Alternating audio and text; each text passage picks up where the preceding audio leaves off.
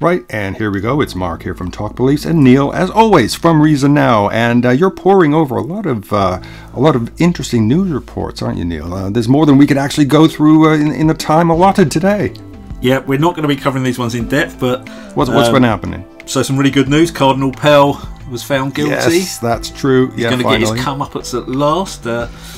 Unfortunately, the Vatican still aren't condemning him yet.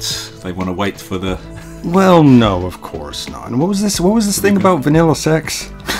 Yeah, apparently solicitor said he only had vanilla sex with them. So, okay, according to his solicitor, that's okay with choir boys. But he's going to get his comeuppance. And for our American listeners, a solicitor is a lawyer. So you're not surprised, really, anyway. So, it's not just that. I mean, what else has been... Not such good news in the UK. Muslims have managed to get a school to stop teaching LGBT issues on their curriculum.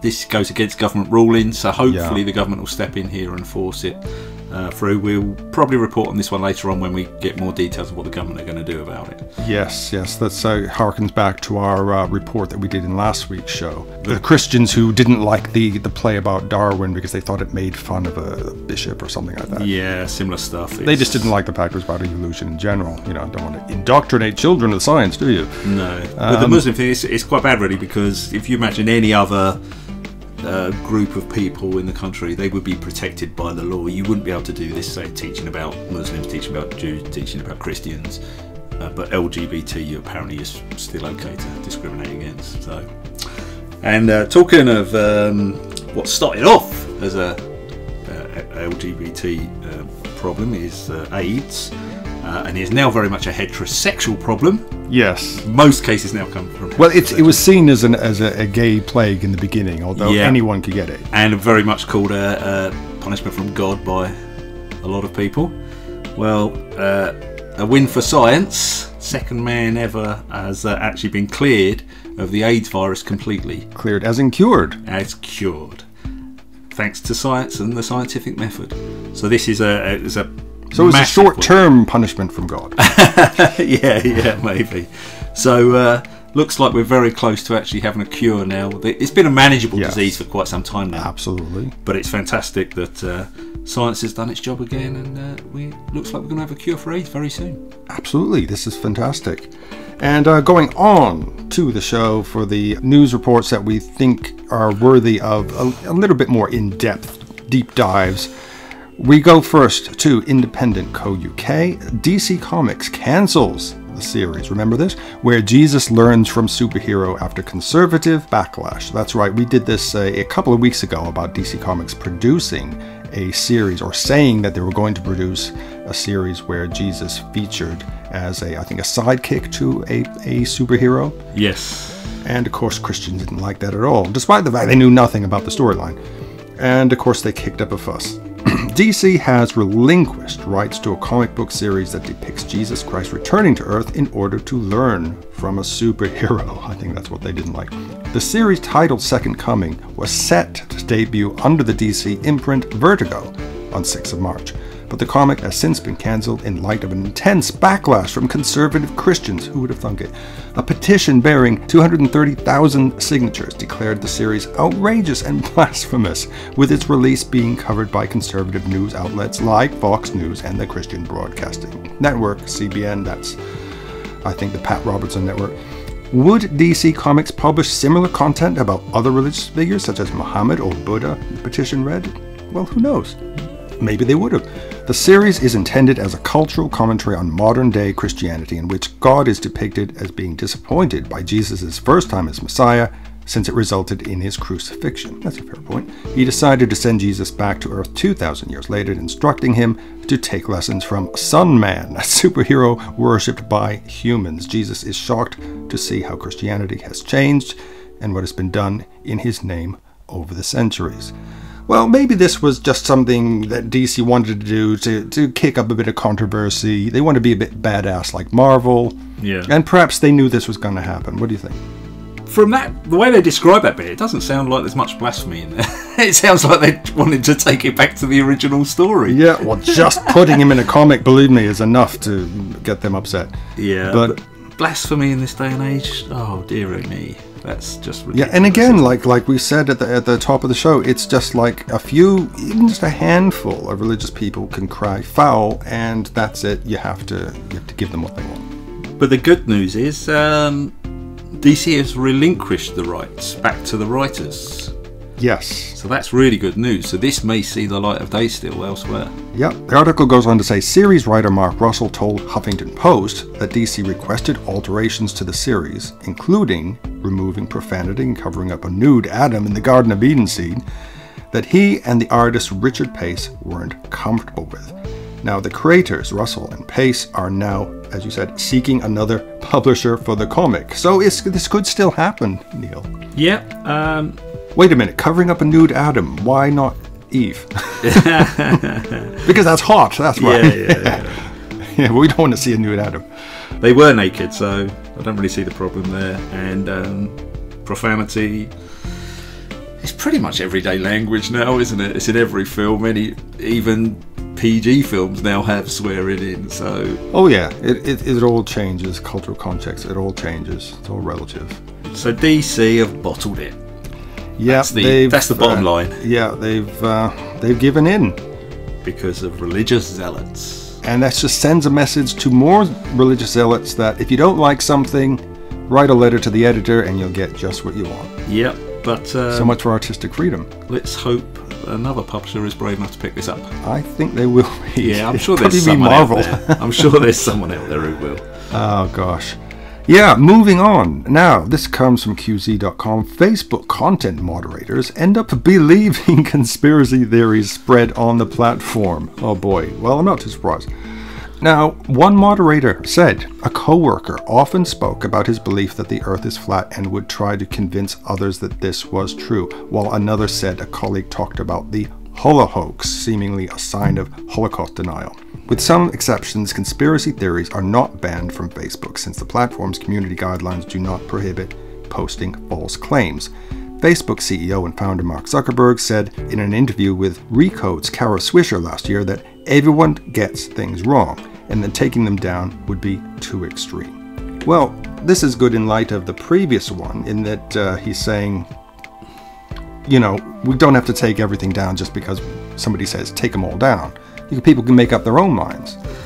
It's funny, this one, because people are making false claims and lies are lies. And I know Facebook are trying to do some stuff on pointing out the lies where they are and stop these things getting into everyone's feeds as much as possible. I was reading something the other day, they are thinking of actually taking them down in the future. But if the moderators... if the moderators are falling for it, how can we? I'm not pro taking these things down. I would just like a big red sticker over the top of it just saying false, lies, this paper publishes lies, this site publishes lies. I'm not for taking these things down because I think we should expose the people as basically spreading lies. I am against them letting them put it all over Facebook to billions of users as if it's news, as if it's real, as if it's trustworthy. Perhaps they could have a little symbol like somebody having a think, a little cartoon of somebody thinking, which lets the reader know this is something you need to decide. Is it true or is it bullshit? Yeah, but there's other things where you could literally say this is bullshit, this is a lie. Mainly most of Breitbart stories, for example, the Daily Mail. But if it's proven to be harmful, like anti-vaxxers. We discussed this the other day. We need to stop calling them anti-vaxxers. Oh yes, there's a much better term. Pro-plague. Yeah, the pro-plaguers, the ones pro-plaguers. The article goes on to say the moderators are exposed to a multiple of conspiracy theories, likely in quick succession, and research suggests that if you believe in one conspiracy theory, it's much more likely that you'll believe in more. Now, this comes from a professor of psychology in Amsterdam who wrote a piece for NBC Think last year. And they go on to say conspiracy theories reinforce a belief that nothing in the world happens through coincidence. This refusal to recognize the role of chance leads people to develop a worldwide view in which hostile and secret conspiracies permeate all layers of society. And this reminds me, of course, of the flat earthers who we talked about a few weeks ago. And if you haven't watched the episode, look at the comments. Oh dear. Yeah, all we were doing was reviewing that documentary Behind the Curve, but oh boy. Yeah, we got some zingers, that's for sure. Yeah. It's very worrying that Facebook aren't doing anything to address this. I mean, they absolutely should be getting rid of these people if they're moderators, if they are conspiracy theorists. Yeah. They should. If you have a test, is there a test to find out if someone's a conspiracy theorist or not? I don't know. Just talk to them for more than 5 minutes. Yeah, I just think just ask them if they believe the Earth's flat. Yes, okay, right, you're not suitable for this job. Sorry. Yeah, or say, 9/11, that was done by Muslims. Oh, they won't like that. Yeah. Oh dear. Even researchers who study online falsehoods say that once you're down an internet rabbit hole, it's difficult to come out. Journalist Laura Hazard Owen noted on Twitter. She describes a piece for Nieman Lab in 2018, a talk by Kate Starbird, professor, University of Washington, who examines the use of social media during crises. Starbird would read and examine a lot of conspiracy content on the internet. When you do this kind of thing, you should keep a rope around your ankle and have someone to pull you back, she said during the talk. This is a really disorienting part of the internet. Conspiracy thinking is very sticky, Starbird said. Once you're down there, it's hard to get out, and it's hard to think about solutions. So even the experts say that, if you read too much of these things, it is going to start to possibly affect you. Yeah, and good to surround yourself by critical thinkers, because this is very true. My wife laughs at me all the time because, like most humans, I see a headline and think, oh, that's interesting. Yeah. But without even reading the story, she'll just chuck a load of questions at me to question what's going on in the article when you're reading. Go, oh, yeah, it was rubbish. Yeah, and then you go to Snopes.com and, yes. But a lot of it, does it pass the smell test? Does it, yes. Does it sound, I don't want to say, does it affect your gut or anything? Sometimes you get a feeling, that when it doesn't sound right. But then you follow that up with research. Yeah, exactly, and just question, is it true, and ask other people so you can actually have a discussion. Because a friend of mine very recently, there's a conspiracy theory going around in Europe at the moment and UK about the Lisbon Treaty.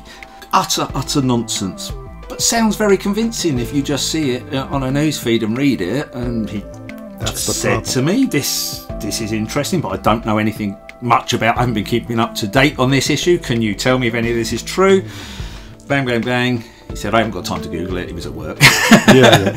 So I did a little bit of Google searching for him, and lo and behold, it was all nonsense and a conspiracy theory. But he reached out, and I was that anchor for him at this particular time. Good, but don't you find that sometimes people like to believe the sexy conspiracy?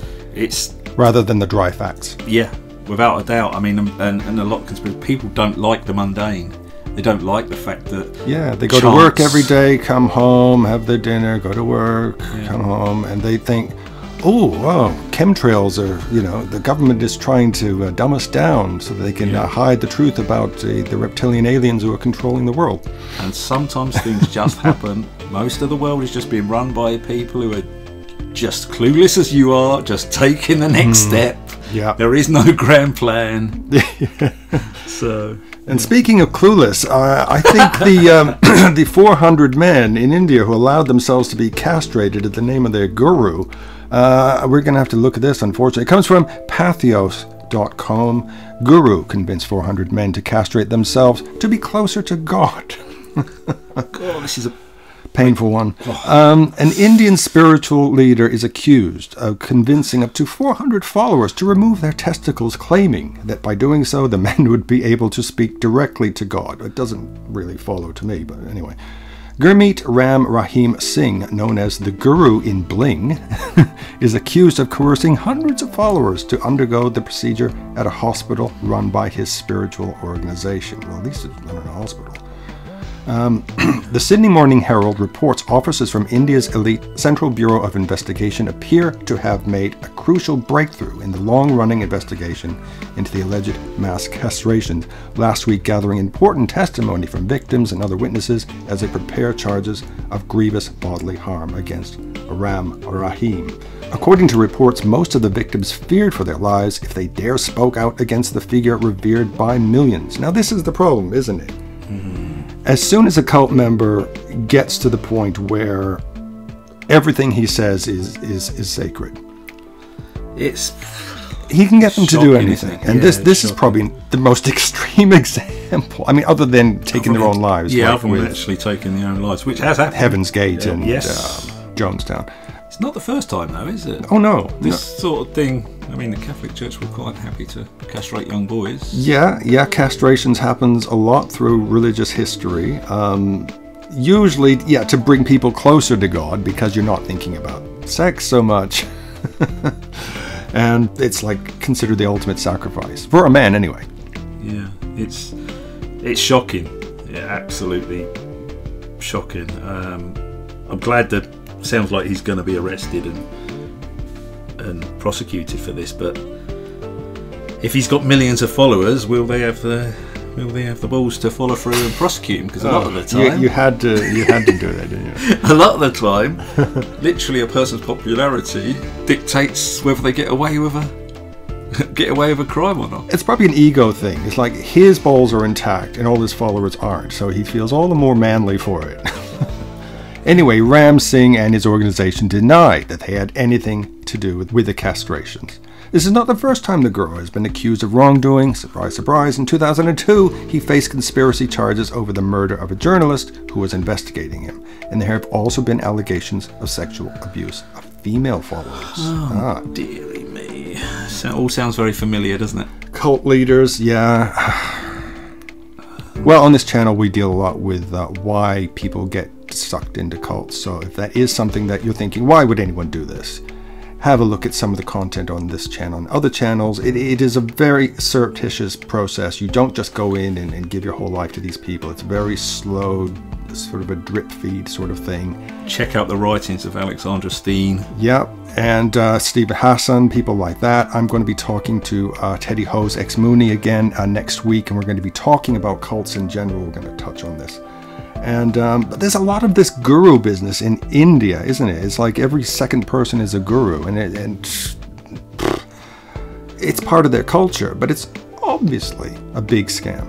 Yeah, and just the fact that you can get people to self-mutilate, it just shows how dangerous these things are. Yeah, actually, I think the Heaven's Gate people also did that. I'll have to look back into that. I have a feeling they were eunuchs there as well. It's weird how this comes up a lot. I don't know this guy if he's got millions of followers. Actually, there wouldn't be much coming up at a all. lot of the times I suspect it's because he wants the guru would want to have the women to himself, and of course the men not to be in the way. Of course, that's it. I should have known. Yeah, of course, because there is this strange sort of consistency in cults where the cult leader seems to fancy all the women in the group and wants not just one, but lots of them all at once. Yes. I think of Waco, I think of Joseph Smith, I think on and on and on and on. The sad thing about this is, like so many of these stories, you can't turn the clock back for these men. No. And now they sort of, they either have to keep believing this nonsense to sort of like live with themselves, or they're going to be, mentally and physically hugely affected for the rest of their lives. And the thing is, these cults are going to keep happening and people are going to still go on being duped by them. But at least people like us and other people, we speak out against this, and hopefully somebody will listen to what we've done or a similar group has done, or a similar YouTube channel has done, and think twice before joining one of these groups. Yes. There's plenty of rational thinking groups you can join out there. Yeah, absolutely. That is, if anything, if any message that we have is please just think carefully first. Yeah. Don't just jump in with both feet. Surround yourself with rational thinkers and always ask questions. Always ask questions. Think critically. And on that note, I will see you here next week.